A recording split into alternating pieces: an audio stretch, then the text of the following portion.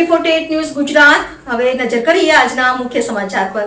સુરત જિલ્લાના બારડોલી નજીક national highway number 53 પર એક અકસ્માતની ઘટના સામે આવી છે। પલસાણા તરફ જતી કારને પાછળથી આવેલા ટ્રેલરે ટક્કર મારતા એક વ્યક્તિ ઈજાગ્રસ્ત થયો હતો। ઈજાગ્રસ્તને તાત્કાલિક સારવાર માટે હોસ્પિટલ ખસેડવામાં આવ્યો છે। બારડોલીથી પલસાણા તરફ જવાના નેશનલ હાઈવે નંબર 53 પર ગુરુવારે બપોરના સમયે અકસ્માત સર્જાયો હતો।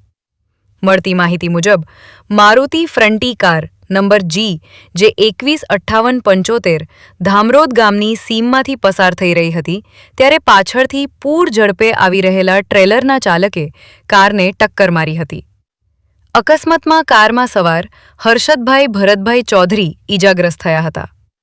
ઘટનાની જાણ થતાં આસપાસના લોકો દોડી આવ્યા હતા અને 108 તેમજ 112 ને જાણ કરવામાં આવી હતી।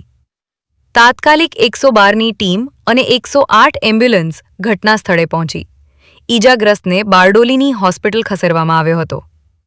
અકસ્માત બાદ ટ્રાફિક જામ ન સર્જાય તે માટે પોલીસ દ્વારા વાહનને રસ્તા પરથી હટાવી ટ્રાફિક નિયમિત કરવામાં આવ્યો હતો। સદનસીબે આ અકસ્માતમાં કોઈ જાનહાનિ થઈ નથી। હર્ષદભાઈ ભરતભાઈ ચૌધરી એમ્બાવાડાએ પાછળથી આવીને ગાલી દીધું છે। મારું નામ દિગન ચૌધરી है। તમે ક્યાંથી આવતા હતા? અમે વાલોડ અંબાજ।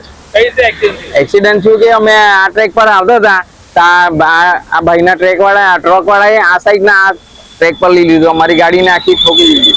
કોને વાગ્યું છે? હા, આ ભાઈને વાગ્યું છે થોડું, મારી જોડે હતું તો એમને વાગ્યું થોડું। AB48 ન્યૂઝ ગુજરાત સાથે પ્રશાંત પટેલ, બારડોલી।